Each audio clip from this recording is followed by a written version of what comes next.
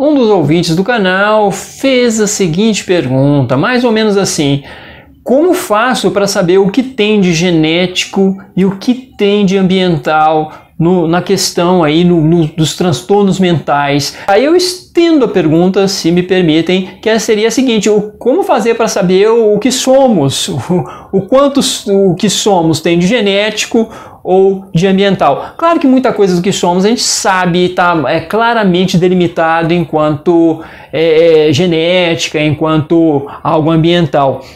Isso, muita coisa tá clara, claro, a gente pega aí estatura, cor dos olhos, cor de cabelo, pele, muita coisa assim tem uma determinação genética muito bem estabelecida e tudo. Contudo, a maior parte dos transtornos mentais não tem isso. Alguns têm uma delimitação genética muito bem estabelecida, são chamados transtornos mentais orgânicos, e aí são transtornos mais incisivos e que têm marcadores, inclusive marcadores neurológicos mais bem delimitados, são até mais fáceis de serem diagnosticados, no sentido de estabelecer ali que ali tem um transtorno que tem um fundo orgânico, um fundo até de carga hereditária muito forte, e isso até facilita muito para que as pessoas consigam, de alguma forma, ter afastamentos de trabalho, aposentadoria ou qualquer coisa parecida, mas isso não diz respeito à maioria dos transtornos. Isso diz respeito a uma parcela pequena dos transtornos mentais.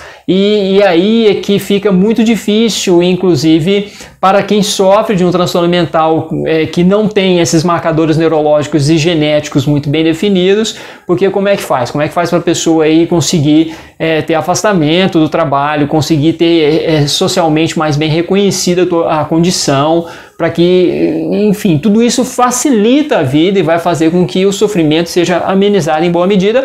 Contudo, na maior parte dos transtornos mentais, as pessoas dependem do diagnóstico psiquiátrico, do diagnóstico médico, que é simplesmente clínico, da observação de comportamentos, da observação dos sintomas, que ali acaba se atribuindo um código, acaba se atribuindo uma classificação psiquiátrica segundo as grandes classificações psicopatológicas internacionais, principalmente o CID-10 e o DSM-5. No caso, quando a gente tem um diagnóstico ali no papel e tudo, do médico é carimbado com o CID-10. Então aí a pergunta é esta: quanto tem de genética e quanto tem de ambiental?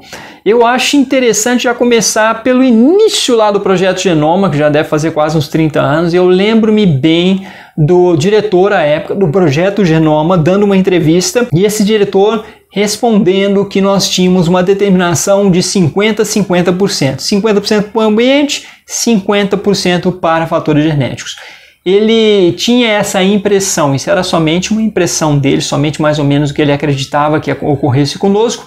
Contudo, de lá para cá nós tivemos evolução dos conceitos, evolução de uma série de conhecimentos acerca disso. As pesquisas evoluíram e se percebeu que não dá simplesmente para produzir conhecimento em relação a isso sem tratar de interações mesmo entre fatores genéticos e fatores ambientais. E que é sempre nessas interações em que talvez consigamos descobrir eventos e relações mais específicas em relação aos transtornos mentais, em relação ao que somos, e com o que somos principalmente quando estamos tratando aí de toda a dimensão psicológica. O que se tem feito hoje não é simplesmente encontrar um gene específico, mas geralmente se encontram vários genes envolvidos em relação, em interação, e interação muito complexa com o próprio ambiente. É geralmente isso que se encontra, e é a partir disso que estão tentando, os pesquisadores da área estão tentando produzir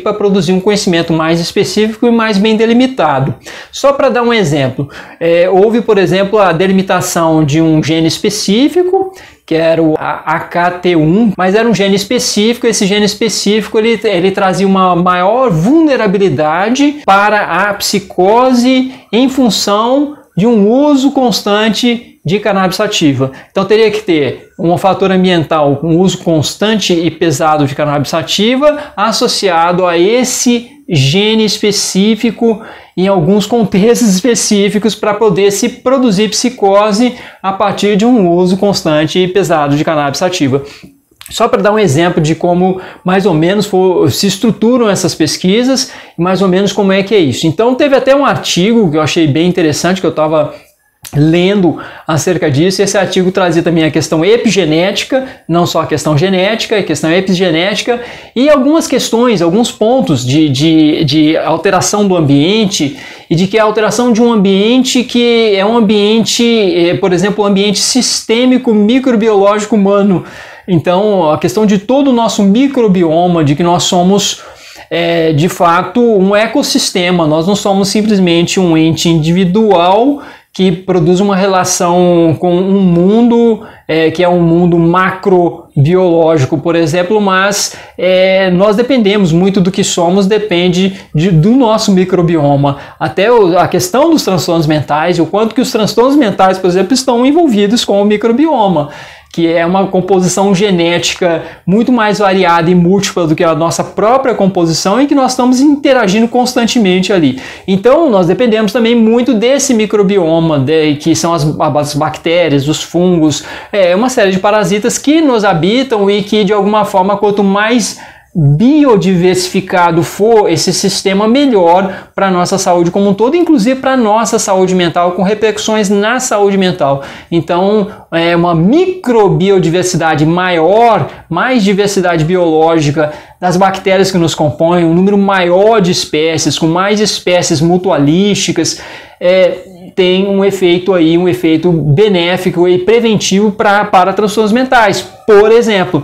Então tem muitos fatores e alguns fatores ambientais que acabavam ultrapassando a dimensão do que geralmente se percebia como sendo algo correlato aos transtornos mentais.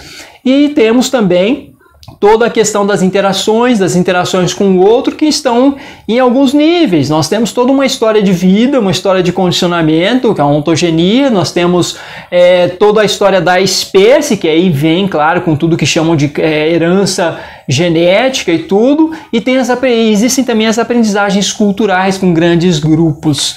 Então, a interação de todos esses fatores, mas o ambiente específico e os estímulos ambientais que desencadeiam respostas, que aí muitas vezes através do que a gente chama de controle de estímulos, que a gente consegue trabalhar um pouco mais, tudo isso em ampla interação é que produz o que somos.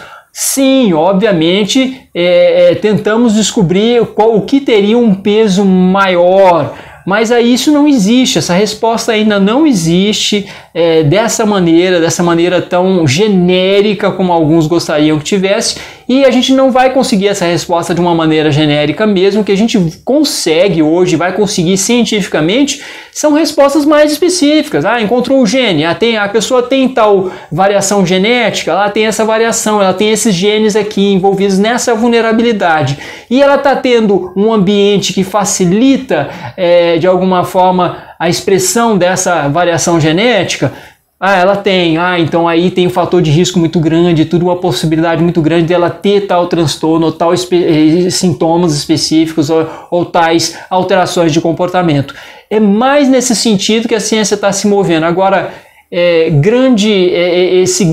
essa ideia de que o que é mais ambiente, o que é mais contexto e tudo, isso não existe ainda, e eu não sei se vai existir esse tipo de resposta, que é uma resposta muito genérica mesmo, e até vaga de certo modo, para a gente falar de várias condições envolvidas na vida da gente que podem levar a várias alterações de comportamento ou a uma série de transtornos mentais. Então nós estamos falando de uma multiplicidade grande de eventos, num ambiente muito complexo e muito rico, que muitas vezes não dá para ter esse tipo de resposta assim genérica, como foi feita na pergunta por esse ouvinte do canal. Se você gostou desse vídeo, por favor, me ajude a alimentar o algoritmo do YouTube, dando like, dislike, compartilhando, se inscrevendo no canal, fazendo comentário, qualquer comentário Pode comentar até aí. Olá, boa tarde, oi, já ajuda bastante. Estou colocando na descrição, ou até mesmo no primeiro comentário fixado, os links para meus livros na Amazon.